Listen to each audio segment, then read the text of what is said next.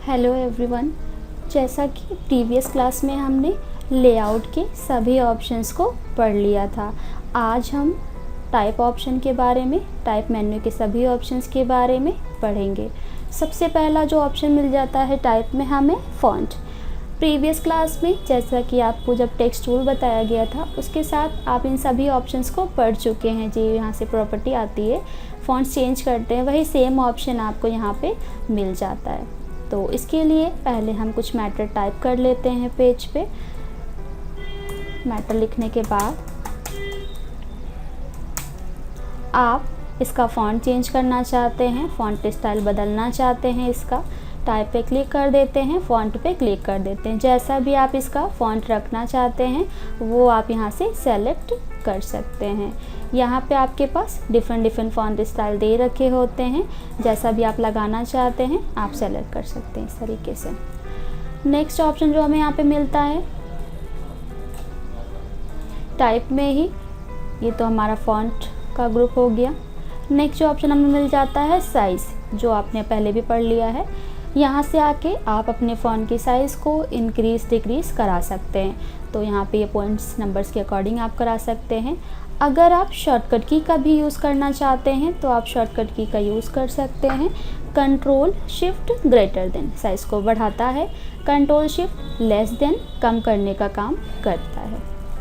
उसी में नेक्स्ट जो ऑप्शन मिल जाता है लीडिंग, यानी कि आपने जो पैराग्राफ टाइप कर रखा है उनके बीच में लाइन स्पेसिंग कैसे रखना चाहते हैं वो आप सेट कर सकते हैं। जितने भी आप लाइन स्पेसिंग रखना चाहते हैं अपने पैराग्राफ में आप यहाँ से सेलेक्ट कर सकते हैं। तो लीडिंग यानी लाइन स्पेसिंग आप दे सकते हैं। नेक्स्ट ऑप्शन टाइप स्टाइल, यानी आप इसका स्टाइल कैसे रखना चाहते हैं, टेक्स्ट को बोल्ड रखना चाहते हैं, इटालिक रखना चाहते हैं या फिर नॉर्मल रखना चाहते हैं। अभी हमारा नॉर्मल लगा हुआ है, आप चाहते हैं टेक्स्ट को हमें थोड़ा सा बोल्ड करना है यानी डार्क करना है, तो टाइप में आ जाते हैं, यहाँ ऑप्शन पे यहाँ से कर देते हैं बोल्ड, तो टेक्स्ट हमारा क्या हो जाता है डार्क शो करता है थोड़ा सा।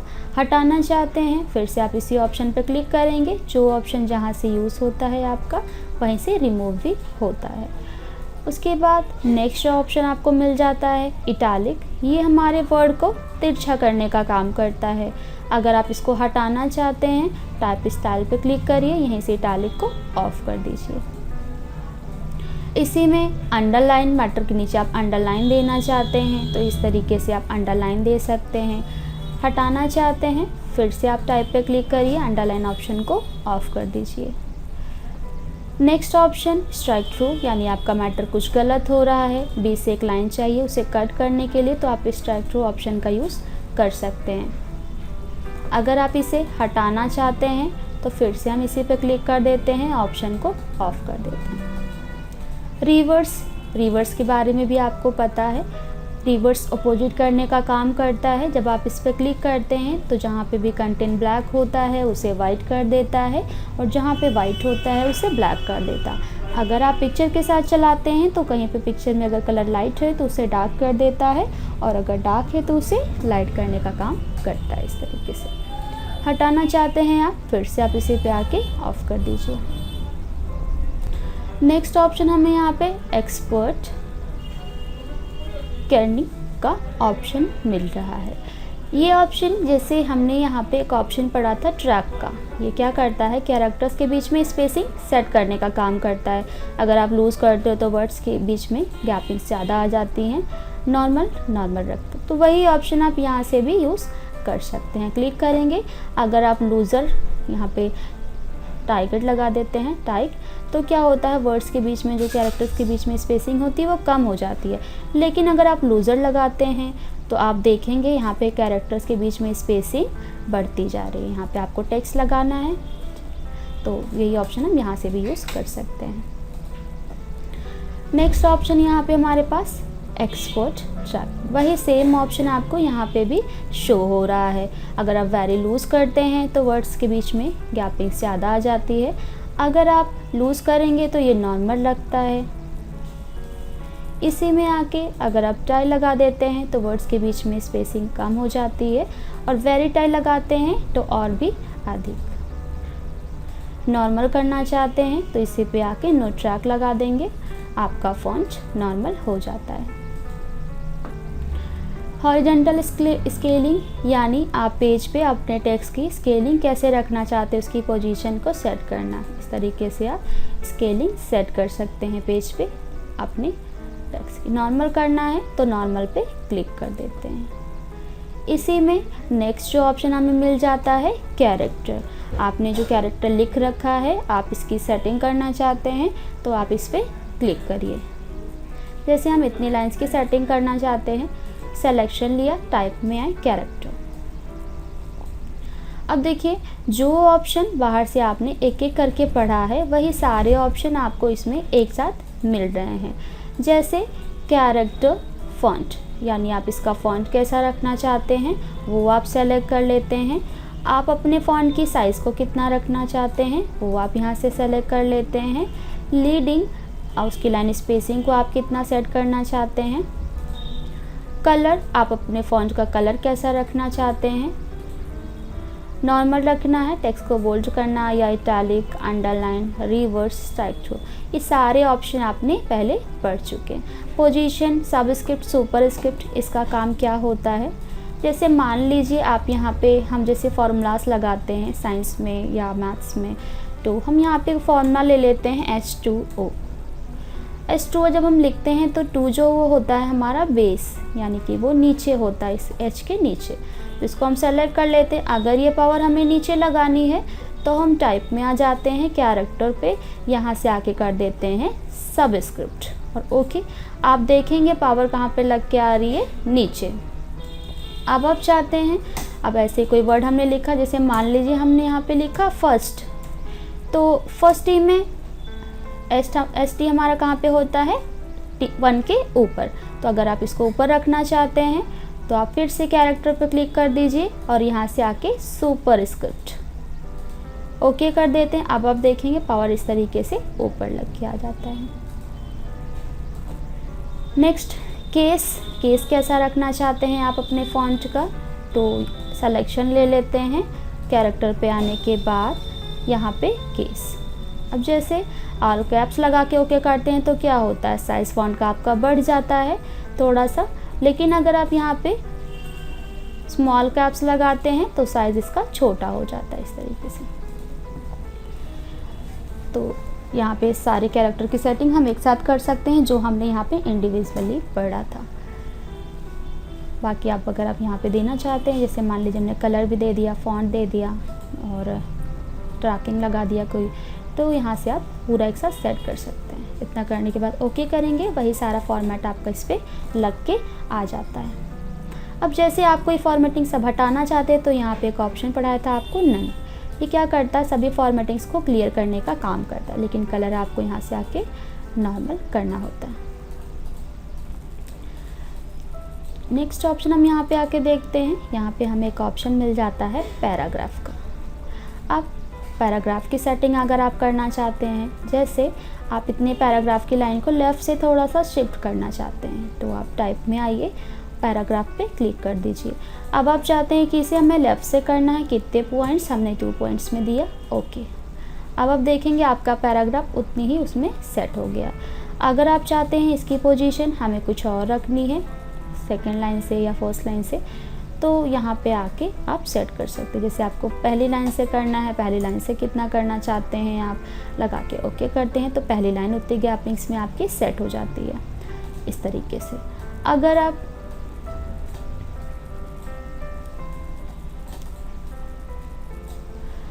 टाइप पे आ गए फिर से, अब अगर आप राइट साइड से थोड़ा सा एडजस्ट करना चाहते हैं तो कितना रखना है वो आप सेलेक्ट कर लेते हैं, राइट साइड से आपका पैरा उतना एडजस्ट होता है।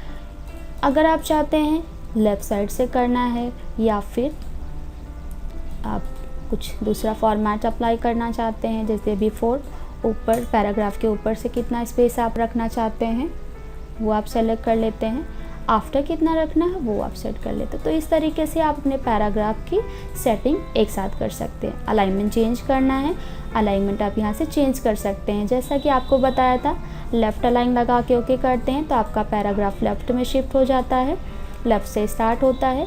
अगर आप यहाँ पे आके सेंटर लगा देते हैं, आपका पैराग्राफ सेंटर से आ जाता है। इसी में आके अगर आप राइट लगा देते हैं तो आपका पैराग्राफ राइट साइड से शो होने लगता है। नेक्स्ट, इसी में आके अगर आप जस्टिफाई लगाते हैं तो आपका पैराग्राफ थोड़ा इधर उधर है तो उसे सीक्वेंस में कर देता है, लेकिन अभी भी ये बराबरी में नहीं है तो उसके लिए हम फोर्स जस्टिफाई का यूज़ करते हैं। फोर्स जस्टिफाई पे आप क्लिक कर देते हैं, आपके फॉन्ट को ये नॉर्मल दोनों तरफ से इक्वल कर देता है। नेक्स्ट ऑप्शन यहाँ पे मिल जाता है इंडेंट टैब। इंडेंट टैब का काम क्या होता है, जैसे अगर आप पेज पे टैब सेट करके काम करना चाहें, टैब सेट का मतलब जैसे आप ज़्यादा सीक्वेंस में बराबरी में काम करना चाहते हैं तो आप टैब सेट करके काम कर सकते हैं। जैसे मान लीजिए, उसके लिए पहले आप ऑप्शन पे आ जाइए इस तरीके से, इंडेंट टैब पे पोजीशन, ऐड टैब आप यहाँ से ऐड करा सकते हैं। जैसे हमें यहाँ पे टैब सेट करना है रूलर में 2 और 3 के बीच में, या फिर 2 पे हमें सेट करना है टैब, तो हमने यहाँ पे 2 इस तरीके से टाइप किया, पोजीशन में आके ऐड टैब पे क्लिक किया। अब आप देखेंगे यहाँ पे एक आइकन इस तरीके से बन के आ रहा है जो कि ये टैब का आइकन है। इसी में अब अगर आप कोई दूसरी जगह, जैसे मान लीजिए हमें 4 पे टैब सेट करना है तो हमने 4 पे टैब सेट कर दिया और यहाँ पे आके ऐड टैब पे क्लिक कर दिया। अब देखिए, अब इन दोनों के बीच में इतनी दूर की गैपिंग है, लेकिन हम चाहते हैं जब हम यहाँ पे वर्ड टाइप करें और इनके बीच में टैब्स के बीच में जो स्पेसिंग ज़्यादा है वो खाली ना रहे, वो वहाँ पे एक लीडिंग लाइन शो करे या डॉटेड के फॉर्म में, डैशेस के फॉर्म में, तो यहाँ पे एक ऑप्शन आ जाता है आपके पास लीडर। तो जैसा भी आप लाइन चाहते हैं वो आप सेलेक्ट कर लीजिए इस तरीके से, या कस्टम पे क्लिक करके आप यहाँ से अपने अकॉर्डिंग दे भी सकते हैं। तो हमने यहाँ पे इस तरीके से सेलेक्ट करके ओके कर दिया। उसके बाद आप फिर से, जैसे हमें 9th पे करना है या 7th पे करना है, मान लीजिए हमने 7th पे करना है तो हमने यहाँ पे आके कर दिया ऐड। देखेंगे यहाँ पे हमारा पोजीशन ऐड हो गया है।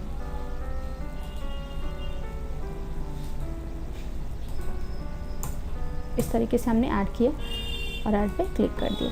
अब अगर आप चाहते हैं कि डिलीट करना है तो यहाँ से आप इसे डिलीट कर सकते हैं। मूव टैब से आप इसको किसी दूसरी जगह शिफ्ट करना चाहते हैं, जैसे इस तरीके से बीच में रखना है, इस तरीके से आप मूव भी करा सकते हैं। रिपीट कराना है तो आप इसे रिपीट भी करा सकते हैं।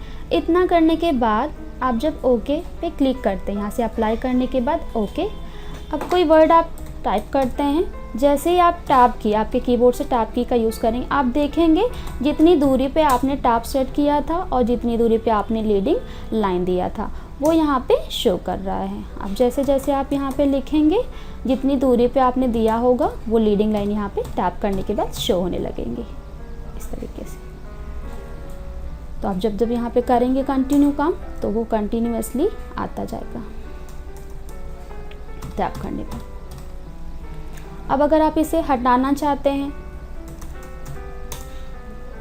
इस तरीके से आपने टैप किया फिर यहाँ पे,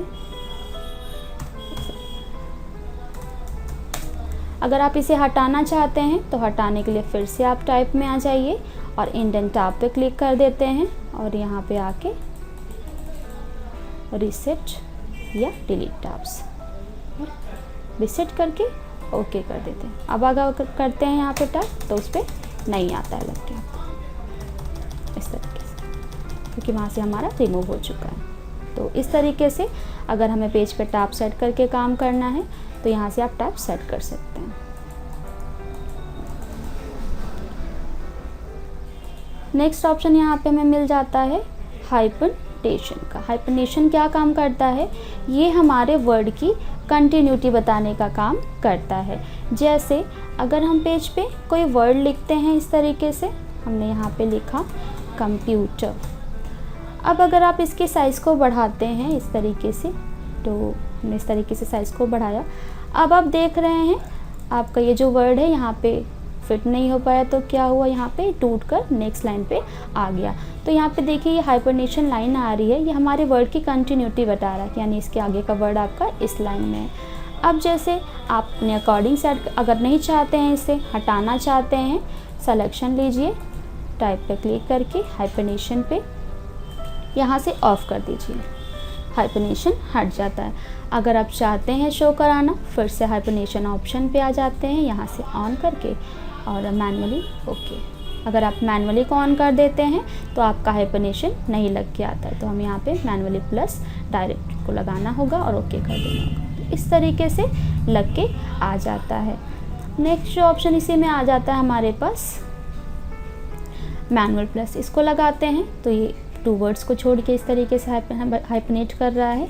अब जैसे आप अपने अकॉर्डिंग किन्हीं वर्ड्स के बीच में लगाना चाहते हैं, जैसे आप चाहते हैं हमें जो हाइपरनेशन शो करानी है COMPU के बीच में हमें दिखाना है, तो हाइपरनेशन पर क्लिक कर देते हैं। यहाँ पे ऑप्शन आपको मिल रहा है ऐड का, इस पर आप क्लिक कर दीजिए। अब जैसे यहाँ पे आप चाहते हो कि आपको PUT के बाद कराना है, यहाँ पे आप सेलेक्ट करिए, क्लिक कर दीजिए ऐसे और ओके, यहाँ से भी यस ओके। इस तरीके से अगर आप चेंज करना चाहें तो यहाँ से आके आप चेंज भी कर सकते हैं, हाइपरनेशन पे आके जो भी आपको लगाना है।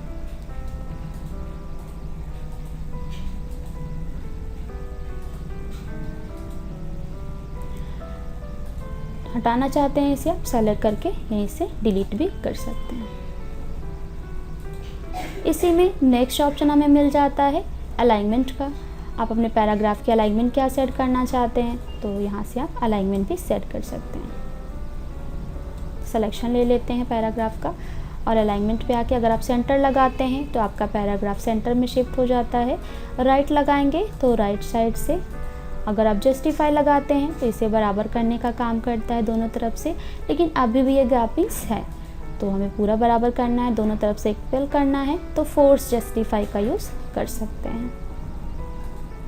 इसी में स्टाइल का ऑप्शन दे रखा है। अगर आपने पैराग्राफ टाइप किया हुआ, इसमें आपको स्टाइल लगाना चाहते हैं, जैसे बॉडी टेक्स्ट का स्टाइल लगाना है तो इस तरीके से उसकी पोजीशन साइज जो है शो होने लगती है। कैप्शन का लगाना चाहते हैं, कैप्शन का शो करेगा। और हैंगिंग इंडेंट का लगाना चाहते हैं, हैंगिंग इंडेंट का स्टाइल लगा सकते हैं। हेडलाइन का स्टाइल लगाना है या फिर आप इसको सब हेड का स्टाइल देना चाहते हैं, या अगर आप सब हेड 2 का स्टाइल देना, तो इस तरीके से आप अपने पैरा या अपने हेडिंग्स को अलग अलग हेडिंग स्टाइल दे सकते हैं। इसी में आके डिफाइन स्टाइल का एक ऑप्शन मिल रहा है आपको। डिफाइन स्टाइल पे जाके आप स्टाइल को डिफाइन कर सकते हैं। यहाँ पे देखेंगे पहले से बने बनाए कुछ स्टाइल शो कर रहे हैं आपको। अगर आप इन्हें अप्लाई करना चाहते हैं अपने पैरा या अपने हेडिंग्स पे, सिलेक्शन लेके ओके करेंगे, इस पर अप्लाई होके आ जाता है। अब जैसे यहाँ पे कुछ ऑप्शन साइड में हमें शो कर रहे हैं, सेलेक्ट करके ओके करते हैं, वो स्टाइल हमारा आ जाता है। कैंसिल कर देंगे तो यहाँ पे डायलॉग बॉक्स हट जाता है। नेक्स्ट ऑप्शन इसी में हमें कैप्शंस न्यू, अगर आप खुद से आप न्यू स्टाइल क्रिएट करना चाहते हैं, न्यू स्टाइल पे क्लिक कर देते हैं। आप जो स्टाइल बना रहे हैं उसका नाम क्या रखना चाहते हैं आप, यहाँ पे हमने नाम दे दिया Q2 के नाम से। इतना करने के बाद यहाँ पे कैरेक्टर पे क्लिक कर देते हैं। हमने कहा हम जो स्टाइल बनाना चाहते हैं उसका फ़ॉन्ट हमें कुछ इस तरीके से रखना है और उसके साइज़ हम इतना रखना चाहते हैं। लीडिंग लाइन स्पेसिंग हम इतनी चाहते हैं और फ़ॉन्ट का कलर हम ब्लू रखना चाहते हैं। पोजीशन आप कैसी रखना चाहते हैं, सब स्क्रिप्ट या केस उसका कैसा, ऑल कैप्स हमने ले लिया, ट्रैकिंग हमने लूज ले लिया। इतना करने के बाद ओके किया, यहाँ से भी ओके। अब आप देखेंगे यहाँ पे आपकी भी बनाई हुई स्टाइल शो कर रही है। सेलेक्ट करने के बाद आप ओके क्लिक कर देते हैं, यहाँ पे आपकी स्टाइल शो कर रही है।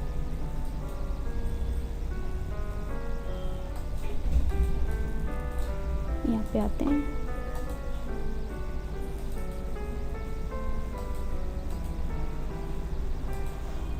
अब अगर आप चाहते हैं कि ये हमें लगाना है तो यहाँ पे देखिए शो कर रहा है स्टाइल में, इसी पे आके क्लिक कर देंगे। जो भी आपने स्टाइल दिया था, जो फॉर्मेट दिया था, सब यहाँ पे शो कर रहा है। अब फिर से न्यू बनाना है, आप न्यू पे क्लिक करिए। कैरेक्टर पे कैरेक्टर की सेटिंग करनी है या पैराग्राफ की भी सेटिंग करनी है, वो सारा आप यहाँ पे आके कर सकते हैं। तो इस तरीके से अगर टॉप सेट करना चाहते हैं, हाइबरनेशन लगाना चाहते हैं, तो एक साथ सारी सेटिंग आप यहाँ पे कर सकते हैं, यानी खुद की न्यू स्टाइल क्रिएट कर सकते हैं। अगर आप इसमें कुछ एडिटिंग करना चाहते हैं, एडिट कर सकते हैं। अगर आप इसे रिमूव करना चाहें तो यहाँ से रिमूव ओके कर देंगे इस तरीके से। अब यहाँ पे आपकी स्टाइल नहीं शो हो रही है। तो इस तरीके से अगर हम खुद की स्टाइल क्रिएट करना चाहते हैं तो यहाँ पे लगा के अप्लाई कर सकते हैं। इस तरीके से टाइप मेन्यू के हमारे ऑप्शन कंप्लीट हो गए हैं। आगे हम एलिमेंट के ऑप्शंस के बारे में पढ़ेंगे। एलिमेंट में सबसे पहला जो ऑप्शन हमें मिल रहा है फिल का। ये प्रीवियस क्लास में हमने टूल्स के ऑप्शन में इन ऑप्शंस को पढ़ लिया है। तो इसके लिए हमने यहाँ पे एक ऑब्जेक्ट ड्रॉ किया। एलिमेंट पे आते हैं, फिल पे।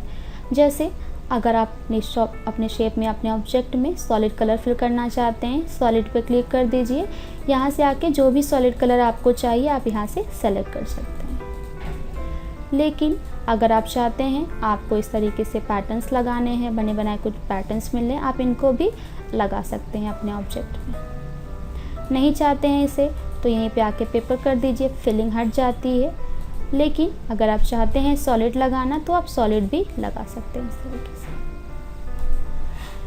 उसके बाद नेक्स्ट जो ऑप्शन हमें मिल जाता है स्ट्रोक, यानी जो शेप की हेयर लाइन है उसकी आउटलाइन है वो कैसी रखना चाहते हैं आप, वो आप सेलेक्ट कर लेते हैं। जितनी भी थिक रखनी है आपको या उसका फॉर्मेट जैसा रखना है आप वो सेलेक्ट कर लेते हैं यहाँ से इस तरीके से चेंज कर सकते हैं। हटाना है, नन पे क्लिक कर देते हैं, हेयर लाइन रिमूव हो जाती है। शो करना है तो ऑप्शन को ऑफ कर देंगे इसी में आके, या चेंज कर लीजिए इस तरीके। रिवर्स इस तरीके से अपोजिट कर देता है, इसी में आके ऑफ कर देंगे, नॉर्मल हो जाएगा। नेक्स्ट ऑप्शन हमें यहाँ पे मिल जाता है फिल एंड स्ट्रोक। अब देखिए जो ऑप्शन हमने यहाँ पे एक एक करके पढ़े फिल एंड स्ट्रोक का, वो दोनों ऑप्शन हमें यहाँ पे एक साथ मिल जाता है। यानी कि आप ऑब्जेक्ट में क्या फिल करना चाहते हैं, सॉलिड कलर या फिर पैटर्न्स। फिल एंड स्ट्रोक पे क्लिक कर देते हैं ऑब्जेक्ट को सेलेक्ट करने के बाद। अब जैसे मान लीजिए हमें इसमें सॉलिड कलर फिल करना है, तो सॉलिड कलर कैसा चाहिए आपको, मैजेंटा, ब्लू या सियान या रेड, येलो, जैसा भी आप कलर लेना चाहते हैं कलर सेलेक्ट कर लेते हैं। टिंट, उसकी क्वालिटी कैसी रहे वो आप सेलेक्ट कर लेते हैं। नेक्स्ट ऑप्शन यहाँ पे आ रहा है स्ट्रोक, यानी कि इसकी हेयर लाइन कैसी चाहिए आपको, हेयर लाइन आप सेलेक्ट कर लेते हैं, कितनी थिक रखनी है, कितनी लाइट रखनी है। अब हेयर लाइन का कलर कैसा रखना है आपको, ब्लू रखना है, सियान रखना है, मैजेंटा रखना है या फिर ग्रीन रखना है, तो हमने यहाँ पे मैजेंटा रख दिया। इसमें भी इसकी क्वालिटी कैसी रखनी है वो आपने सेलेक्ट कर लेना है। इतना करने के बाद ओके करते हैं, हमारे ऑब्जेक्ट में वो सारे अप्लाइड होके आ जाते हैं। सेलेक्ट कर लेते हैं। नेक्स्ट ऑप्शन हमें यहाँ पे फ्रेम का ऑप्शन मिल जाता है। इसका क्या काम होता है, इसको चलाने के लिए हमें यहाँ पे रेक्टेंगल फ्रेम ड्रॉ करना होता है। इस तरीके से हमने रेक्टेंगल फ्रेम ड्रॉ किया और यहाँ पे आके हमें कुछ इस तरीके से मैट्रिक्स में लिख लेना है।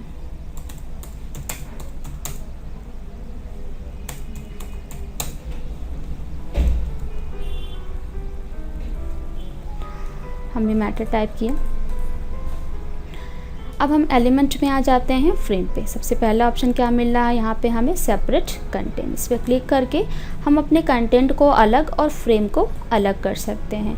अब आप देखेंगे वो ऑप्शन आपका चेंज हो जाता है, जैसे जैसे आप ऑप्शन यूज़ करते जाते हैं वो चेंज। अभी आपका ये सेपरेट कंटेंट के नाम से शो कर रहा था और अब अटैच कंटेंट के नाम से शो कर रहा है। तो उसके लिए अब जैसे हमें अटैच कंटेंट मिल रहा है, यानी हम चाहते हैं जो कंटेंट हमारा है ये, इसको हम फ्रेम में ऐड करना चाहते हैं सेपरेट से अटैच। तो दोनों को सेलेक्ट कर लेंगे सिलेक्शन टूल से।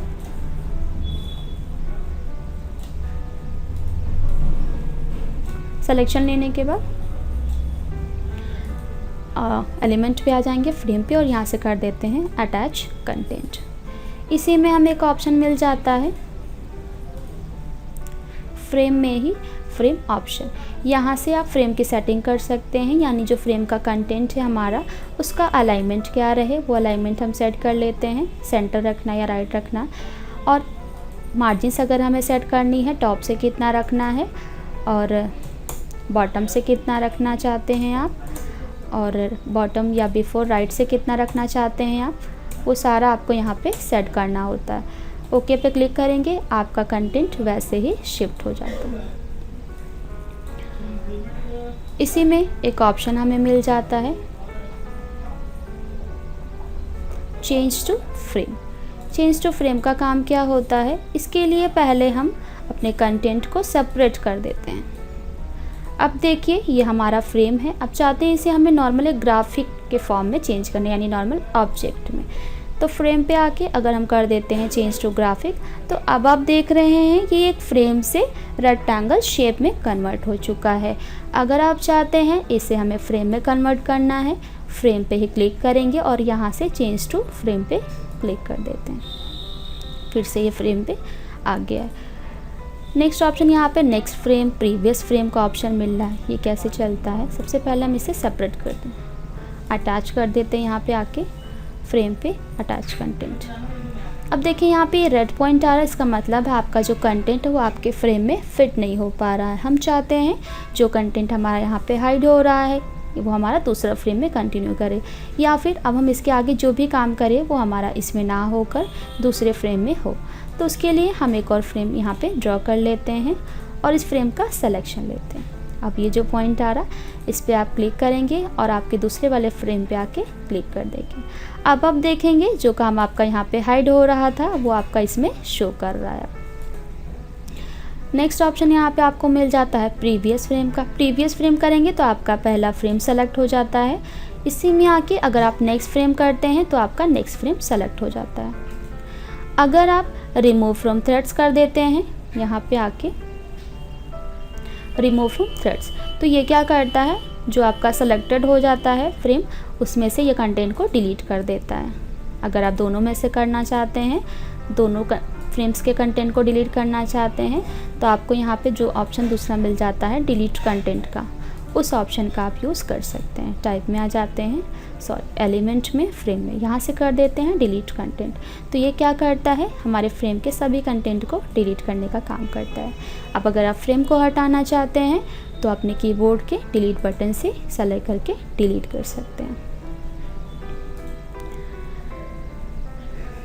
तो इस तरीके से हम फ्रेम ऑप्शन का यूज़ करते हैं। इसी में नेक्स्ट ऑप्शन हमें मिल जाता है अरेंज का। अरेंज का काम क्या होता है, जैसे आपने यहाँ पे मल्टीपल ऑब्जेक्ट ड्रॉ कर रखे हैं, इस तरीके से हमने इसके ऊपर भी एक ऑब्जेक्ट ड्रॉ किया इस तरीके से। अब मान लीजिए हम ऑब्जेक्ट की पोजीशन को चेंज करना चाहते हैं, हमें ये ऑब्जेक्ट सबसे बैक पे ना रख के सबसे फ्रंट पे रखना है और इसको सबसे फ्रंट पे ना रख के सबसे बैक पे रखना है।